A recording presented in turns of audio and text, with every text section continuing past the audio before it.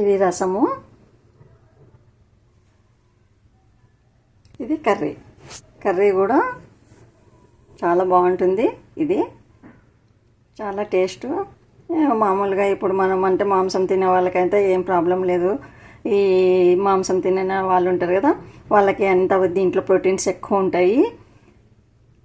పిల్లలకి పెద్దలకి అందరికీ ఇష్టంగా తింటారు, పిల్లలు పెద్దలందరూ. ఈ ఉడికించుంటాం కదా, ఉడికించిన ఆ కట్టుతోనే ఇట్లా ఈ రసం కూడా చాలా బాగుంటుంది, టేస్ట్ ఉంటుంది. ఉట్టిగా తాగేయచ్చు, అవన్నీ తీసేసేసి ఉట్టిగా తాగేయచ్చు. అన్నంలో తినాలనేది ఏం లేదు, ఉట్టికి కూడా తాగొచ్చు.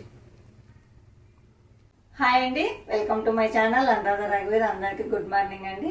ఈరోజు శనగపాయలతో నేను కర్రీ తయారు చేసినాను ఆల్రెడీ. ఈ శనగపాయల కర్రీ చేసినప్పుడు మనము ఆటోమేటిక్గా రసం కూడా చేసుకోవచ్చు దీంతోనే.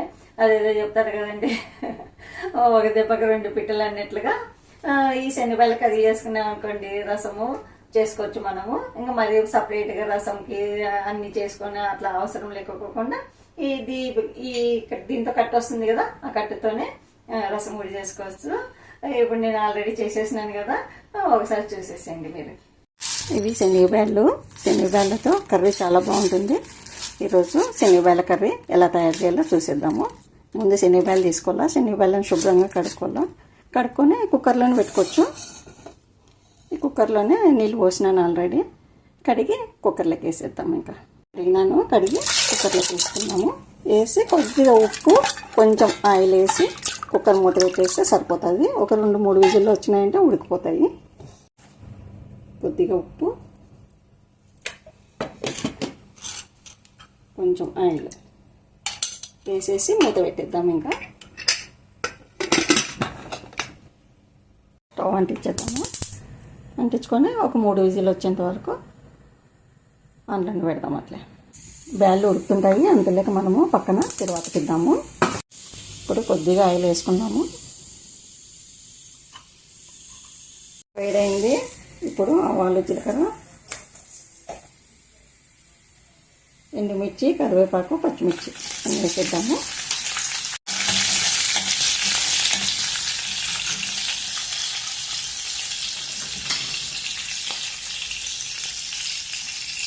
తర్వాత వేగిపోయింది. ఇప్పుడు ఉల్లిపాయలు ఇట్లా లావుగా కట్ చేసుకోవాలా, సన్నగా కట్ చేసుకోకూడదు, కొన్ని ఎక్కువ కట్ చేసుకోవాలి.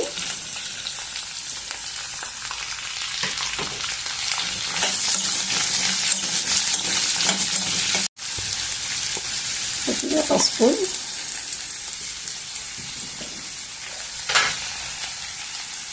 కొంచెం ఉప్పు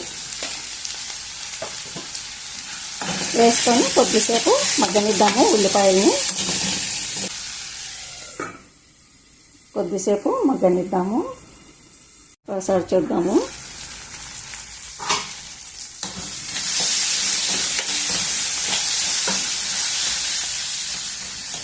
చాలు ఇంత మగ్గితే ఇప్పుడు టమోటా పండు ముక్కలు కూడా వేసేద్దాము.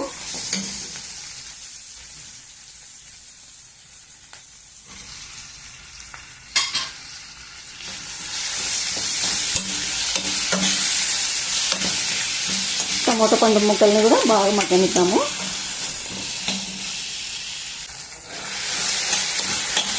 అన్నీ బాగా మగ్గిపోయినాయి. ఇప్పుడు కొంచెం గరం మసాలా పౌడరు, ధనియా పౌడరు,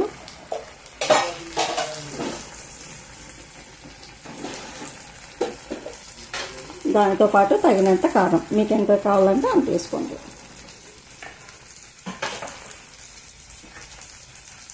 అల్లం వెల్లుల్లి పేస్ట్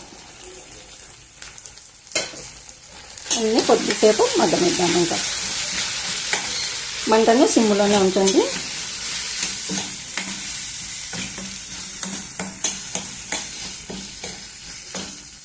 కొద్దిగా కొత్తిమీర కూడా వేసేద్దాము.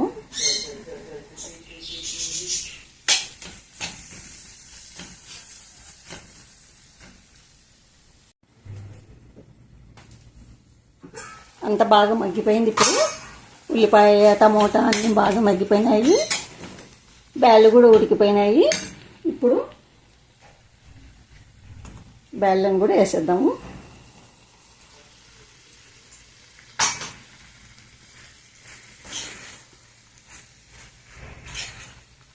ఇది మంచి ప్రోటీను బ్యాళ్ళు. ఈ నీళ్ళని కూడా దీంట్లో వచ్చింటాయి కదా నీళ్ళు, ఆ కట్టు కూడా పడేయద్దండి.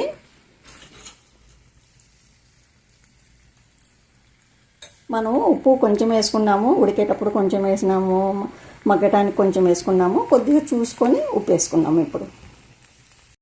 ఇప్పుడు ఇంకా కొంచెం ఉడకల్లా, కొంచెం ఉప్పు కూడా పడల్లా. ఇట్లనే చపాతీ, రొట్టె, అన్నము ఏమి ఇట్లకైనా తినచ్చు. ఇప్పుడు కొద్దిగా ఈ మనము ఈ వంచుకున్నాం కదా వాటరు, ఈ వాటర్ని కొద్దిసేపు కొంచెం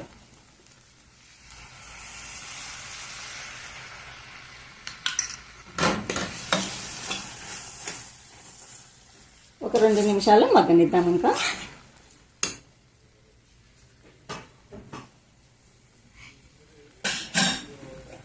దాంతోపాటు కొంచెం ఉప్పు వేసుకున్నాము.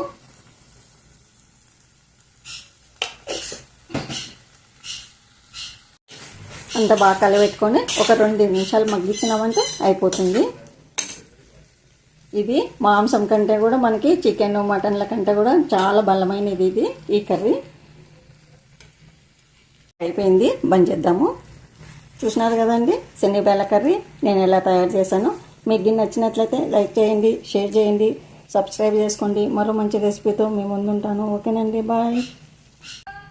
ఇది కొంచెము టమోటా పండు, చింతపండు రసము ఇట్లా బాగా పిసి పెట్టుకోవాలా.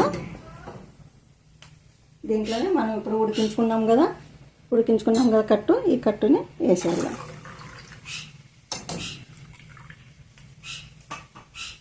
ఉన్నాం కదా మనము ఈ బ్యాళ్ళని కొంచెం బాగా మెత్తగా మెదిపి దీంట్లో కలిపేయాలి.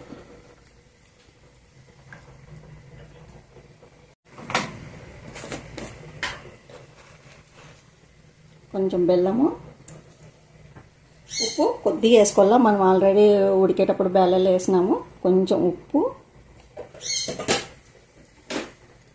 కొంచెము కారం. ఎక్కువ వేసుకోవద్దండి, కారం కూడా ఎక్కువ వేస్తే బాగుండదు టేస్ట్.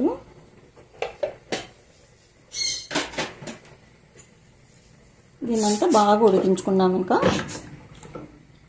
ఇప్పుడు ఆల్రెడీ టమోటా, చింతపండు అన్నీ వేసినాను, కొన్ని బ్యాళ్ళు, కొంచెం కట్టు అంతా వేసినాను. దీన్ని బాగా ఉడికించుకున్నాము. ఇంకా కొద్దిగా పసుపు వేయాలా, పసుపు వేసలేను, పసుపు వేద్దాము. ఇంకా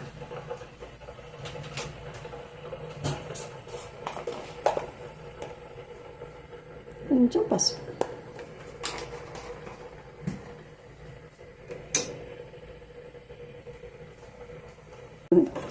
ఉడికినిద్దాము ఈ రసాన్ని. మీ దగ్గర రసం పొడి ఉంటే రసం పొడి కూడా వేసుకోవచ్చు. ఉడుకుతుంటుంది, వెనక పెడదాము దీన్ని. ఇప్పుడు తిరువాతకి ఇద్దాము. ఇంకా స్టవ్ అంటించి ఆయిల్ వేసేసిన నేను ఆల్రెడీ. ఇప్పుడు వెల్లుల్లిపాయ,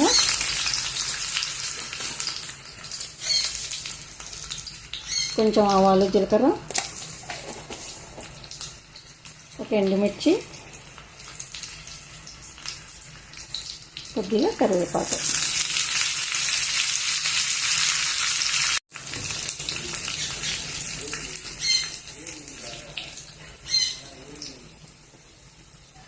వేగిపోయింది. తర్వాత ఇంకా బంద్ చేసి కొద్ది చల్లగా వచ్చిన తర్వాత రసంలోకి వేసేద్దాము.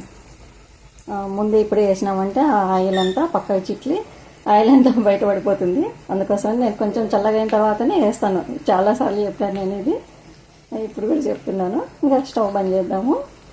రసం మాత్రం ఉడుకుతుంటుంది.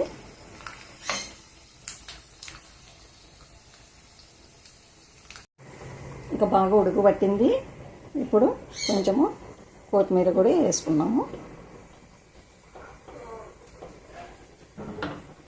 దాంతోపాటు ఇది తిరువాతకి వేసినాం కదా, ఇది కూడా వేసేద్దాం.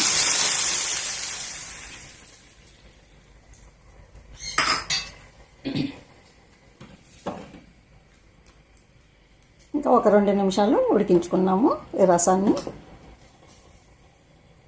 కొంచెం మిరియాల పొడి, ఒక వెల్లుల్లిపాయ వేసేద్దాం.